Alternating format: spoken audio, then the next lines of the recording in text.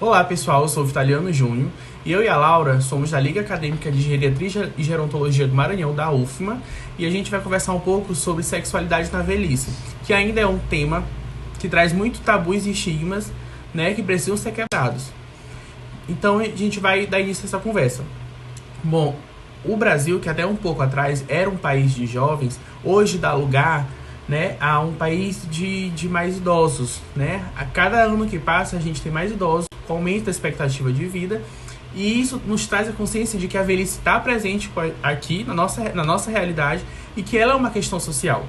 Porque o envelhecimento enquanto etapa da vida, na concepção de muitos, ainda é marcado com sinônimos de incapacidade, tanto de questão econômica, questão social. A gente ainda acha que o idoso ele é muito incapaz de fazer tudo, até de gerir sua vida. E isso não é verdade. O idoso ele é muito ativo e é capaz de fazer tudo dentro de suas limitações. Porém, a sexualidade, enquanto relacionada ao envelhecimento, ela ainda traz muitos mitos e tabus. E a sociedade ela tem uma visão de que a prática sexual na terceira idade ainda transcorre nesses moldes de que a pessoa, quando alcança a fase da velhice, deixa de ser sexual. A gente ainda tem essa visão de que o idoso chegou ali nos seus 60 anos, 55, já se torna assexuado. Não, isso não existe. O idoso ele ainda se apaixona, ele sente desejos. Se ele for viúvo, solteiro, casado, ele ainda sente atração sexual, sente desejo, sente aquela vontade de estar com a pessoa que ama. E a sexualidade não é só o sexo e sim o ato sexual. Mas quando a gente fala de sexualidade, a gente fala do carinho, a gente fala do aperto de mão, do abraço, do beijo, desses afetos. A sexualidade, então, ela transcorre por todas essas demonstrações de afeto, né? Então, a atividade sexual para o idoso, ela deve ser compreendida a partir do princípio de que ela se compõe da totalidade deste indivíduo, devendo ser considerada no seu sentido holístico, portanto, não somente levar o biológico em consideração, mas sim todo o fator biopsicossocial, saber do porquê que esse idoso talvez ele esteja reprimido, ele não consiga se apaixonar, apesar dele sentir esse desejo, ele tá com essas dificuldades de se relacionar com outras pessoas. Então, nessa etapa da vida, muitas vezes o corpo ele não responde mais ao desejo. Portanto, as adaptações sexuais se tornam necessárias e ajudam na expressão da sexualidade nos idosos. Então, o preconceito do sexo na velhice é adotado por se acreditar de que a fase de vivenciar essa sexualidade é muito condicionada aos jovens. Só que não, a sexualidade está inerente a gente em todas as etapas da vida. E considerando a sexualidade em sua denominação, deve-se compreender e esclarecer ao idoso que mesmo na ausência de um parceiro ou de uma parceira, a busca pelo prazer ela pode ser alcançada de outras formas e que sua identidade sexual ela não se estabeleça pela presença de outro. E os fatores que podem interferir na expressão da sexualidade ou no ato sexual transcorrem pelos aspectos individuais, fisiológicos e sociais.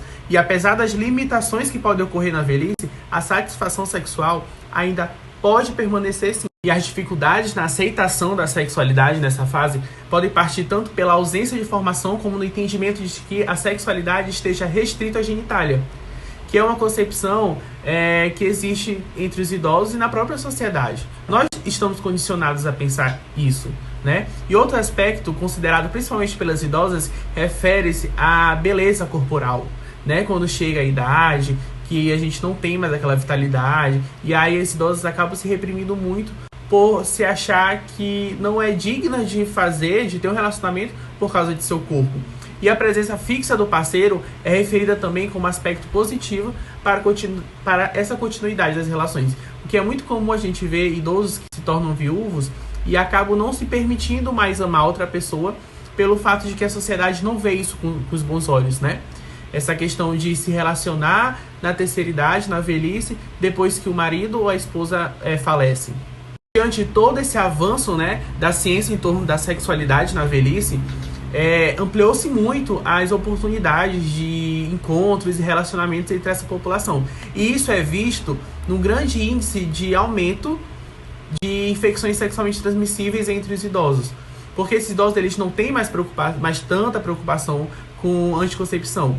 Então acaba que essa questão de uso de camisinha, de doenças sexualmente transmissíveis, acaba sendo erroneamente negligenciados por muitos profissionais da saúde mesmo. Então essa é uma questão que a gente tem que bater muito em cima, né? Saber que é saudável sim manter relações sexuais na velhice.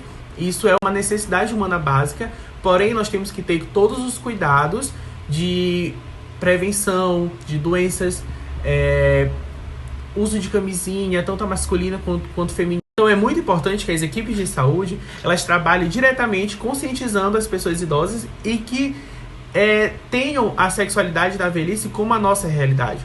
Porque só assim a gente pode ter uma comunicação boa com a população de idosos, a fim de prevenir toda essa questão de doenças, de infecções sexualmente transmissíveis, e saber o quanto, e dizer para o idoso o quanto é importante ele ter os seus desejos atendidos, né? E dizer que ele não é assexuado, que ele tem direito à sexualidade como qualquer outra pessoa, como qualquer outro jovem tem. Dessa forma, fica nítido de que a velhice, ela não é o fim, ela só é mais uma etapa da vida, como toda outra etapa que nós tivemos. E muita gente vê na velhice uma forma de recomeçar, de fazer coisas que não foram feitas em alguma outra etapa da vida. Há várias formas de aproveitar e de viver a vida depois dos 60. Seja aflorando sua sexualidade de todas as formas que lhe convém, certo? Seja no afeto, no abraço, no ato sexual, seja sozinho, seja se curtir, né? Desde que todas as formas sejam com consciência, sejam bem orientados, sejam se protegendo, certo? E espero que vocês tenham gostado do nosso papo. Laura agora vai dar continuidade. Então, gente, na própria caderneta aqui do idoso, como a gente pode observar, é destacada a importância de manter hábitos saudáveis e de fazer exames, acompanhamento médico, para saber como está a saúde desse idoso. Então, muitas vezes esse desempenho sexual, ele pode estar relacionado com algum problema de saúde, como a diabetes, colesterol, doenças cardiovasculares, fumo, alcoolismo e ainda o uso de medicamentos, como a menopausa também. E a caderneta é bem clara quanto ao uso de medicamentos que os idosos tomam para melhorar esse desempenho sexual. Então, é importante frisar que nenhum medicamento deve ser tomado sem orientação médica. Na última década, né, as infecções sexualmente transmissíveis, elas têm afetado a saúde dos idosos, principalmente pela ausência de preservativos.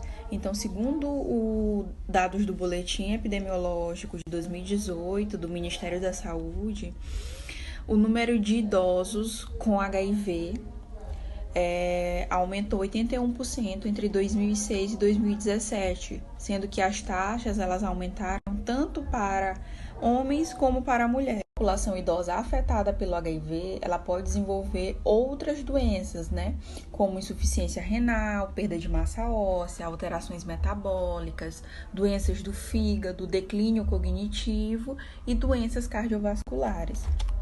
Então, além disso, a tuberculose ela é uma das principais causas de mortes acometidas por pessoas que apresentam o vírus, né, do HIV.